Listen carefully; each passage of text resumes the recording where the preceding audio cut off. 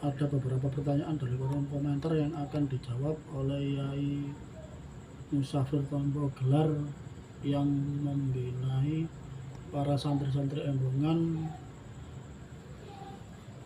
di wilayah Porong.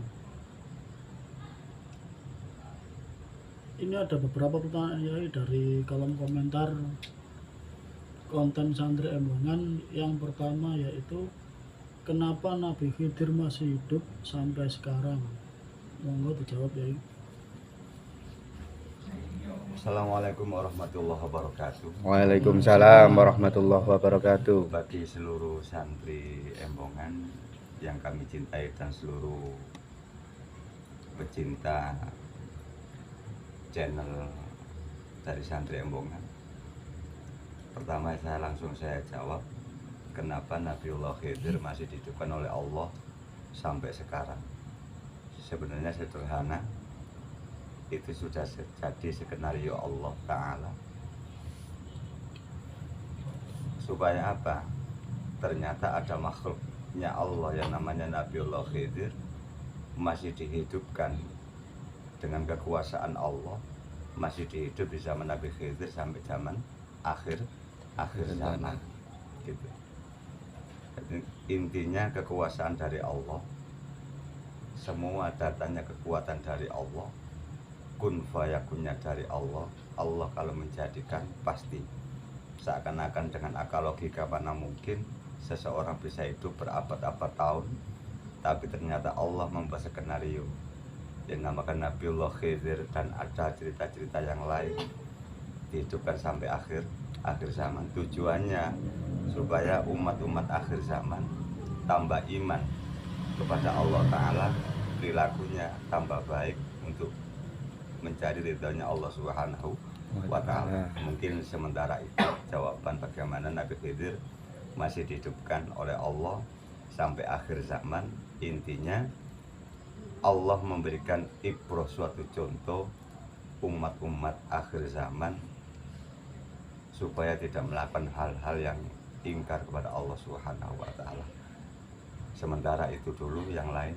Terima kasih, semoga jawaban tadi bisa membawa manfaat wawasan baru bagi para pecinta channel santri Embongan. Ada berikutnya yaitu pertanyaan dari kolom komentar yang lain, yaitu apa arti manunggaling kawula Gusti? Maksudnya ini kok pripun ya? Manunggaling Gusti, manunggal itu menjadi satu, roh rasane zahiran wa batinan kepada Allah. Niku sebenarnya hanya makalah, masih tahapan teori atau ilmu. Cuman orang-orang yang bermanunggal kepada Allah itu yang menjadi satu, bisa dilihat itu dari perilakunya sebenarnya. Bukan hanya sekedar wacana kajian, hanya untuk mencari debat, ini sudah marifat, ini sudah manunggal, ini belum. Bukan itu. Justru orang yang manunggal, dia itu hatinya percaya kepada Allah, lesannya berzikir kepada Allah, perilakunya menjalankan apa yang diperintah Allah. Itulah manunggal. Sebenarnya kenyataan secara teori, secara kitab-kitab hikam, baik di kitab-kitab tasawuf yang lain, niku banyak sekali hal-hal yang menerangkan secara teori, tapi praktek kenyataan banyak orang yang mengaku manunggaling Gusti, tapi kenyataannya jauh dari perintah Allah. Ini termasuk ingkar. Ya, termasuk disindir oleh Al-Imam Al-Ghazali. Banyak orang mengaku dekat kepada Allah, banyak orang mengaku manunggal kepada Allah, akan tetapi dengan kenyataannya mereka bukan mendekat kepada Allah, bukan ingat kepada Allah, bukan manunggal kepada Allah, melainkan manunggal kepada iblis. Loh kok sakit? Ya, Imam Al-Ghazali kata santrinya, banyak orang berzikir kepada Allah, bertasbih kepada Allah, bahkan qiyamul lail kepada Allah. Akan tetapi perilaku-perilaku iblis masih dijalankan. Kula panjenengan ibarat mengusir anjing diusir. Kata Imam Al-Ghazali, anjing diusir, akan tetapi makanan anjing masih berserakan di dalam rumah atau di depan rumah.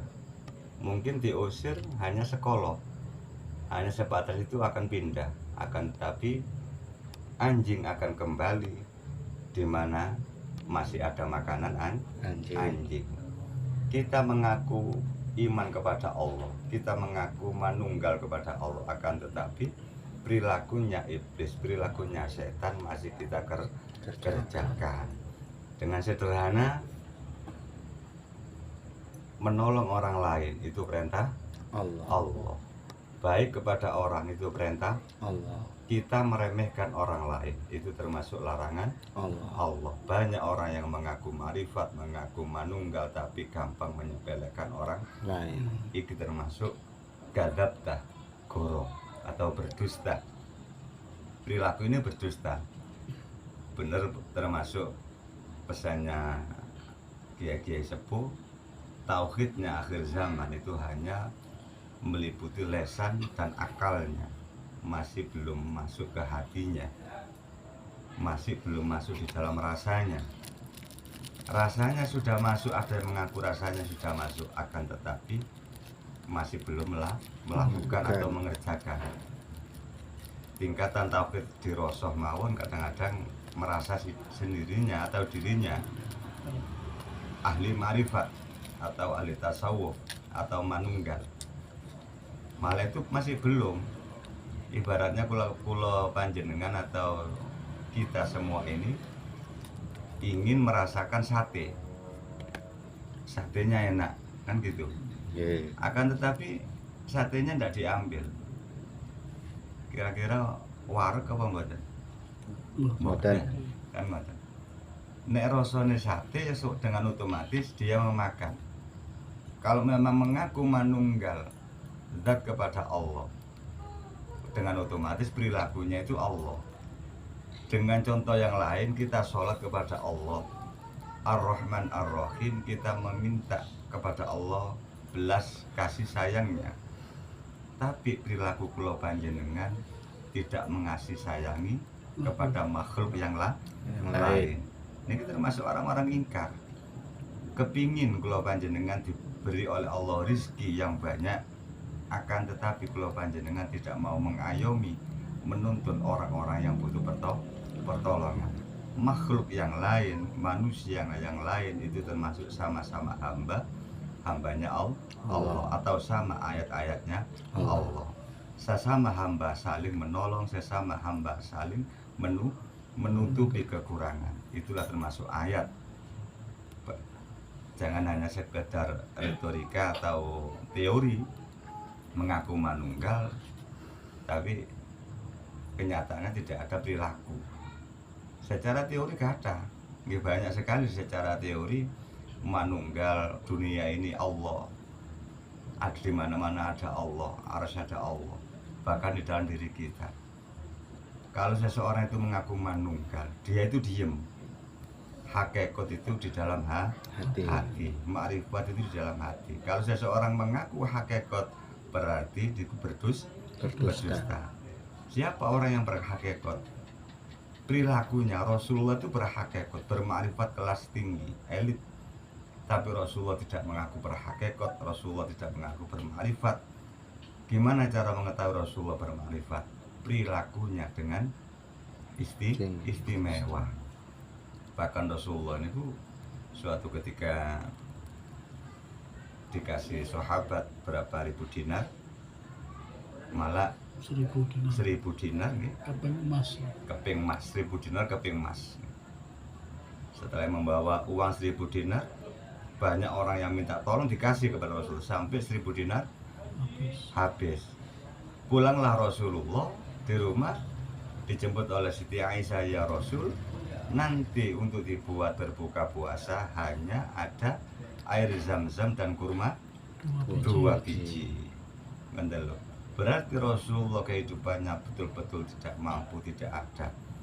Bahkan Rasulullah dikasih uang 1000 dinar keping emas, malah ada orang yang membutuhkan, lebih mengutamakan orang yang membutuhkan. Itulah tingkatan ma'rifat hakikat manunggal yang sesungguhnya.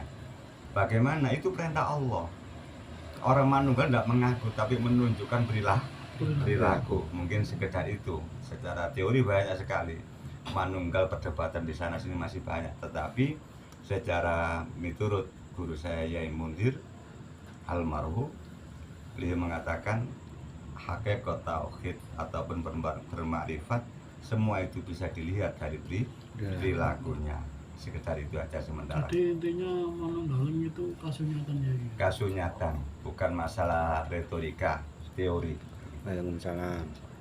Benar. Secara teori. Ya, ini ada berikutnya pertanyaan lagi ya. Kenapa Allah Subhanahu wa taala menciptakan manusia di dunia ini untuk apa ya? Manusia untuk apa? Sebenarnya sudah jelas dalam Al-Quran ayat-ayat, wa ma khalaqtul jinna wal insa illa liya'budun. Manusia diciptakan hanya untuk menyembah. Ini secara harfiah, secara arti umum.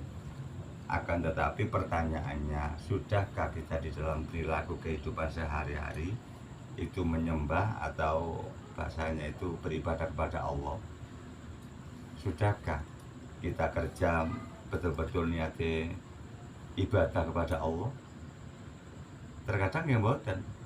Kalau memang kerja kula panjenengan iki diniati ibadah, konsepnya gini, sampai punya uang berarti untuk ibadah, untuk keluarga, anak istri, ibadah. Lah sisanya uang buat apa? Apa ditimbun? Ditimbun itu masuk ibadah. Nggih mboten.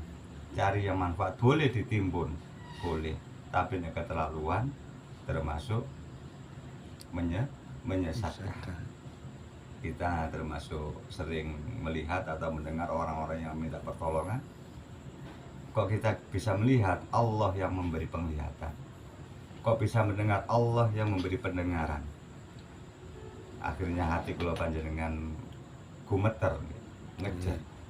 Tahu itu orang itu butuh pertolongan. Kula panjenengan punya untuk menolong, mampu untuk menolong, tapi kita ogah, tidak mau. Berarti dengan otomatis harta kita bukan untuk ibadah. Ternyata itu padahal untuk ibadah.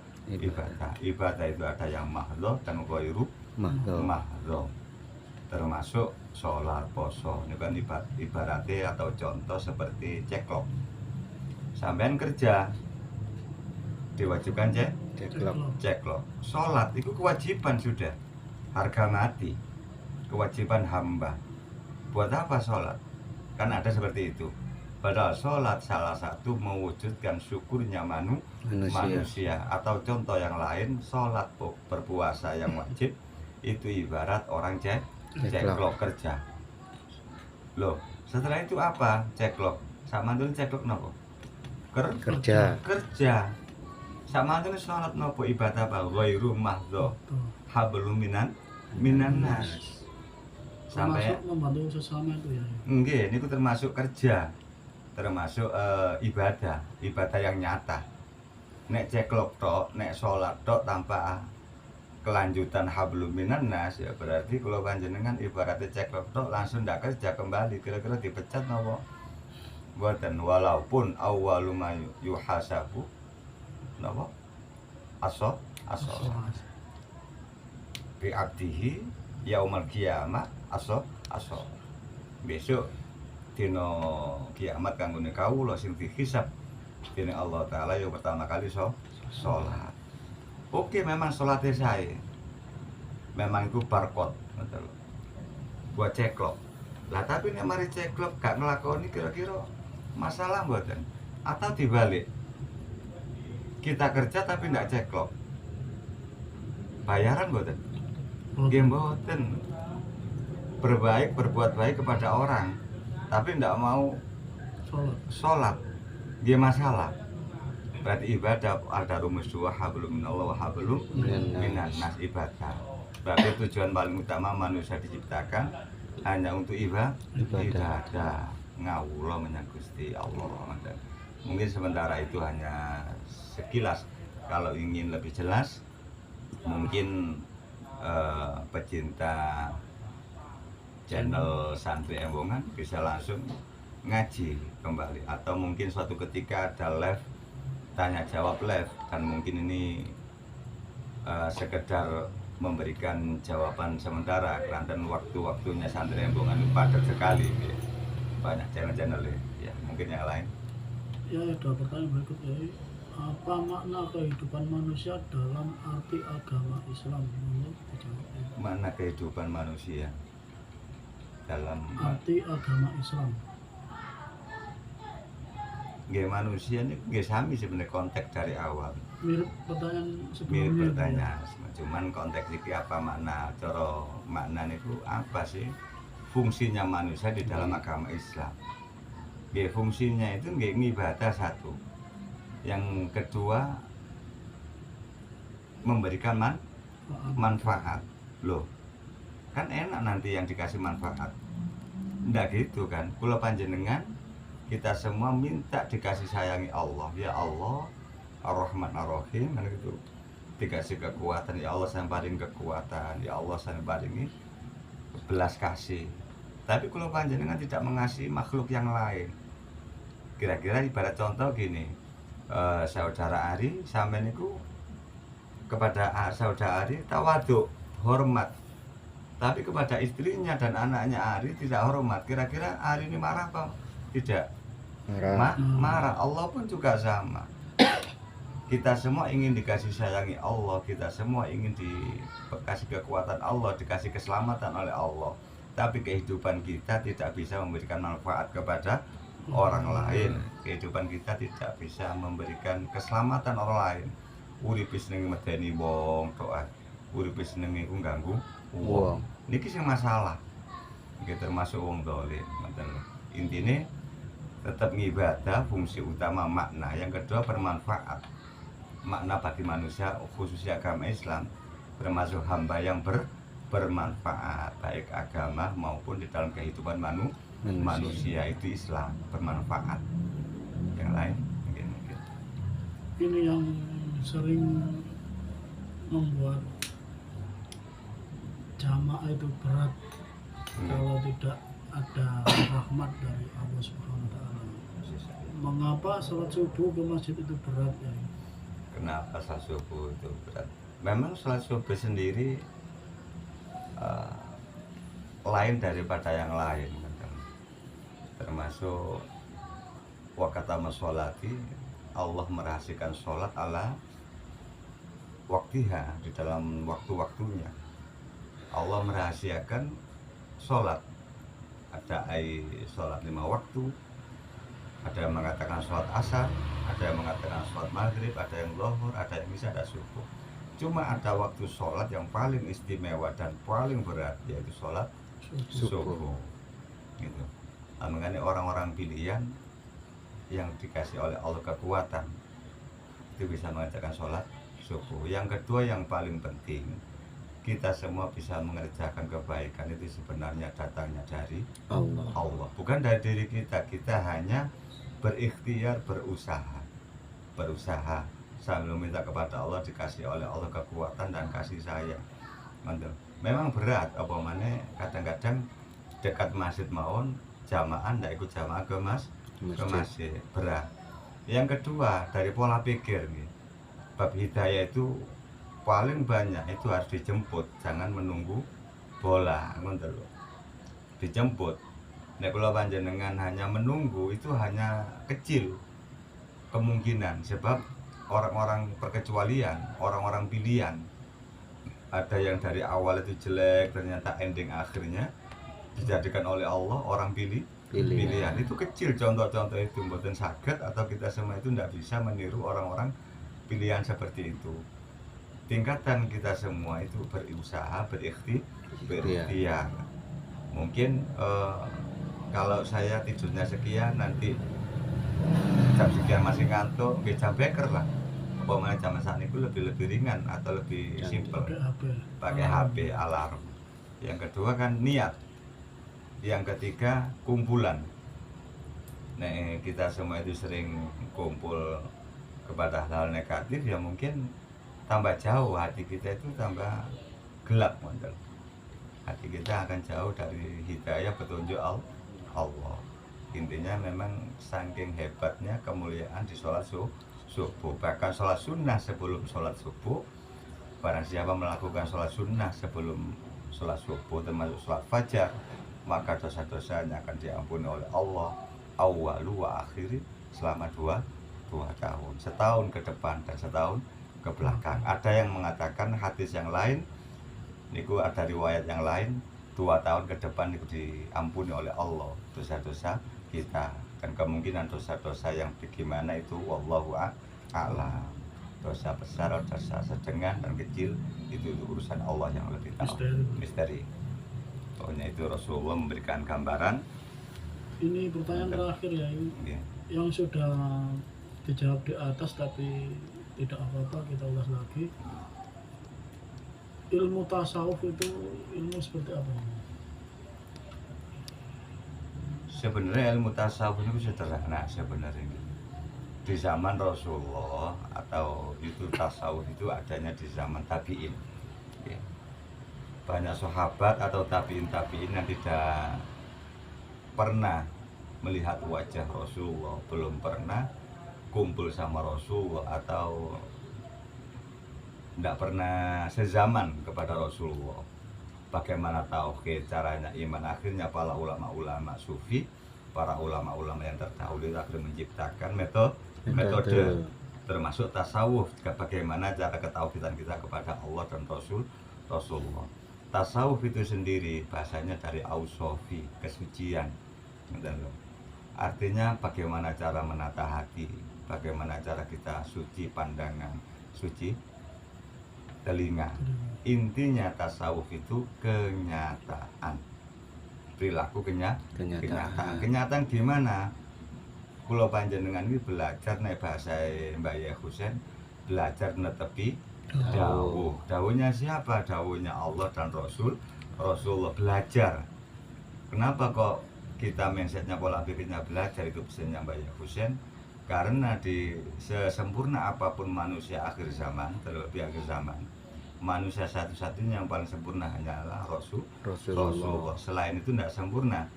Sebaik-baiknya manusia akhir zaman pasti ada kekurangannya. Artinya belajar. Mungkin sekarang bisa, besok tidak bisa. Mungkin pagi iman, sore setengah iman, mungkin siang loman, diwae maghrib eman. Niki ternyata mboten kenyataan. Ternyata hati kula panjenengan masih belum suci. Kalau suci betul-betul kula panjenengan perilaku niki belajar netepi atau apa yang diperintah Allah dan Rasulullah. Banyak loh perintahnya Allah niku. Salat nggih perintah Allah, nggih puasa perintah Allah, itu secara sing mahdhom. Cuman yang paling jarang, banyak orang ajaran-ajaran tasawuf tapi perilakunya itu ingkar seakan-akan. Contohnya ngeten, memang ahli zikir, bukan tasawuf itu mengejar zikir tok, bukan hanya mengejar tirakat berpuasa tok, mboten. Nggih mboten cukup niku mawon. Nggih perilaku.